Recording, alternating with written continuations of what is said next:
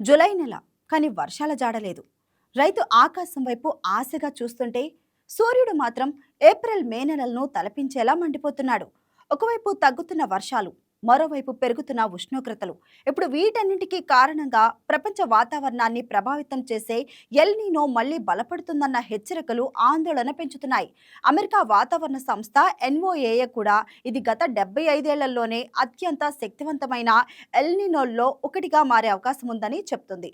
ఈ పరిణామం భారత్లో వర్షాలు, వ్యవసాయం, నీటి వనరులు, ఆహార భద్రతపై ఎలాంటి ప్రభావం చూపనుంది? రాబోయే నెలలో దేశం మరో వాతావరణ సంక్షోభాన్ని ఎదుర్కోబోతుందా? ఇప్పుడు చూద్దాం.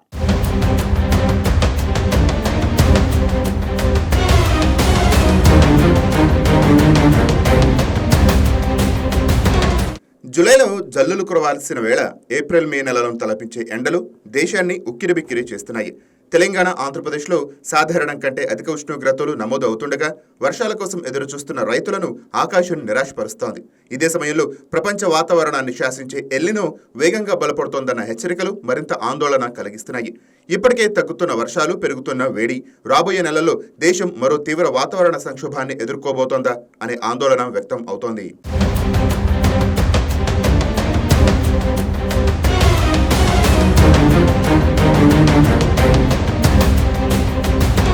1950 తర్వాత నమోదైన అత్యంత శక్తివంతమైన ఎల్ నీనో ఘటనల్లో ఒకటిగా ఇదే నిలిచే అవకాశం ఉందని అమెరికా జాతీయ సముద్ర వాతావరణ సంస్థ ఎన్ఓఏఏ హెచ్చరించింది. అక్టోబర్-డిసెంబర్ మధ్య 81% అవకాశంతో వెరీ స్ట్రాంగ్ ఎల్ నీనోగా మారవచ్చునని తాజా బులెటిన్లో వెల్లడించింది. ఈ పరిణామం భారత్లో వర్షపాతం, వ్యవసాయం, ఉష్ణోగ్రతలపై తీవ్ర ప్రభావం చూపే అవకాశం ఉందని వాతావరణ నిపుణులు హెచ్చరిస్తున్నారు.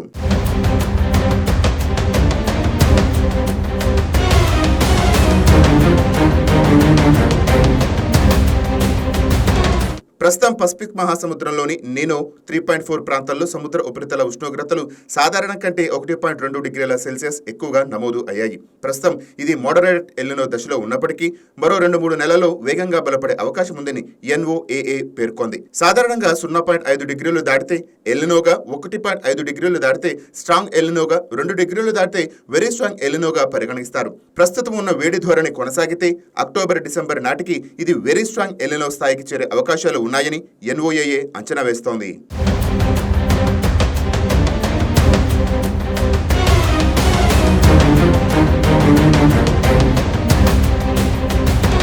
ఈసారి ఎల్ నీనో ఇంత వేగంగా బలపడటానికి పలు కారణాలు ఉన్నాయని పూణేలోని Indian institute of tropical meteorology శాస్త్రవేత్త డాక్టర్ రాక్సీ మాథ్యూ కోల్ వివరించారు. తూర్పు పసిఫిక్ లో సముద్ర గర్భంలో వేడి పెరగటం, గ్లోబల్ వార్మింగ్ కారణంగా సముద్రాల్లో ఉష్ణశక్తి అధికంగా నిల్వ కావటం, ట్రేడ్ విండ్లు బలహీనపడటం వంటి అంశాలు కలిసి ఈసారి ఎల్ నీనోను అసాధారణంగా బలపరుస్తున్నాయని ఆయన వివరించారు. ఇదే పరిస్థితి కొనసాగితే తొలి ప్రభావం భారత్లోని నైరుతి రుతుపవనాలపైనే పడే అవకాశం ఉందని, 76 ఏళ్ల రికార్డులు బద్దలు కావచ్చునని నిపుణులు హెచ్చరిస్తున్నారు.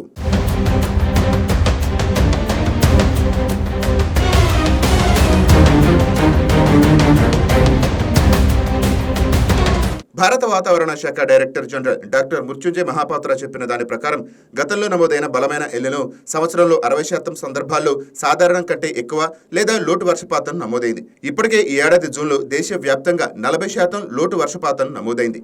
మొత్తం సీజన్లో కూడా దీర్ఘకాల సగటు కంటే తక్కువ వర్షపాతం నమోదయ్యే అవకాశాలు ఉన్నాయని ఐఎండీ అంచనా వేస్తోంది.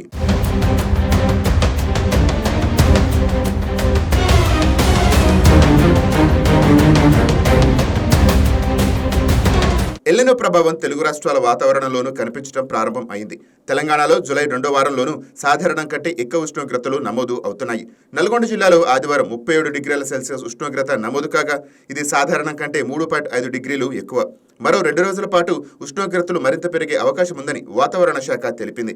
ఆంధ్రప్రదేశ్లోని తిరుపతిలో 41 డిగ్రీల సెల్సియస్ ఉష్ణోగ్రత నమోదవగా కోస్తా జిల్లాలో వడగాలులు కొనసాగుతున్నాయి. రాష్ట్రంలో ఇప్పటివరకు 25% వర్షపాతం లోటు నమోదైంది.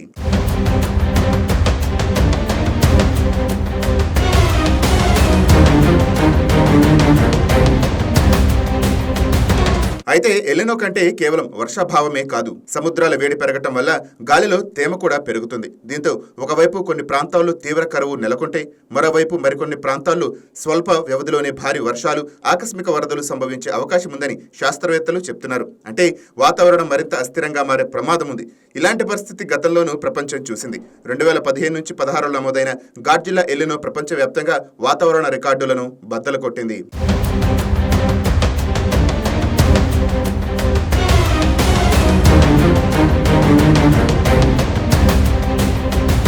భారత్లో 2014-15 సంవత్సరాలు ఈ శతాబ్దంలో అత్యల్ప వర్షపాతం నమోదైన సంవత్సరాలుగా నిలిచాయి. ఈసారి కూడా అదే స్థాయిలో తీవ్రత పెరిగితే వ్యవసాయం, జలాశయాలు, త్రాగునీటి నిల్వలు, విద్యుత్ ఉత్పత్తి, ఆహార ధరలపై ప్రభావం పడే అవకాశాలు ఉన్నాయని నిపుణులు హెచ్చరిస్తున్నారు.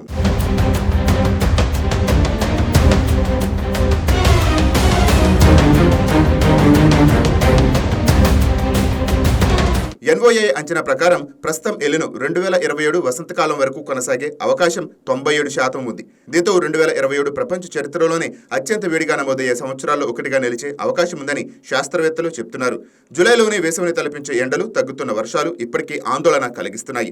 ఇలాంటి పరిస్థితుల్లో ఎలినో మరింత బలపడితే రాబోయే నెలలు వ్యవసాయం, నీటి వనరులు, ఆహార భద్రత, ప్రజల దైనందిన జీవితంపై తీవ్ర ప్రభావం చూపే అవకాశం ఉందని నిపుణులు హెచ్చరిస్తున్నారు. అందుకే ఇప్పుడు ప్రపంచ దృష్టంతా పసిఫిక్ మహాసముద్రంలో మారుతున్న వాతావరణ పరిణామాలపైనే నిలిచింది.